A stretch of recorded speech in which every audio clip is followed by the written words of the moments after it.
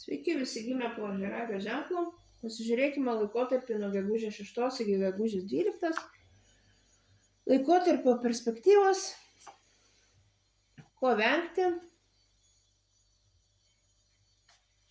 ir patarimas jums. O šiuo laikotarpiu ožiaragiai turės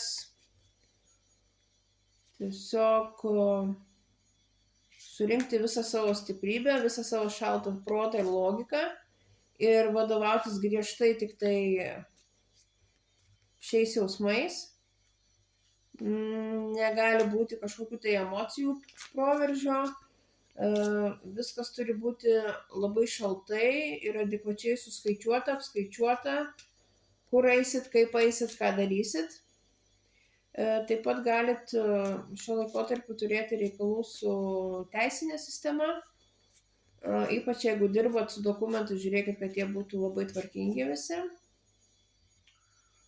Ir šio laikotarpiu vadovaukitės griežtai tik tai logiką. Ko vengti? Venkite tokio per didelio laukimo kažko, per didelio tokio trypčiojimo prieš priimant kažkokį tai sprendimą. Tiesiog esant reikalui stenkitės priimti sprendimus gana greitai, nestovėkite vietoje.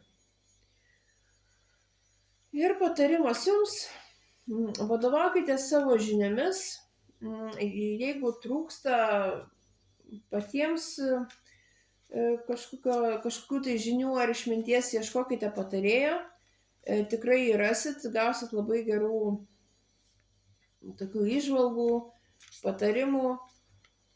Nieko nedarykit,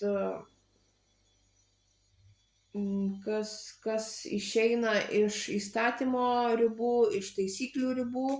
Tiesiog šiuo laikotarpiu labai griežtai laikykitės taisyklių, kažkokių tai tradicijų ir neužsiimkit manipuliacijom.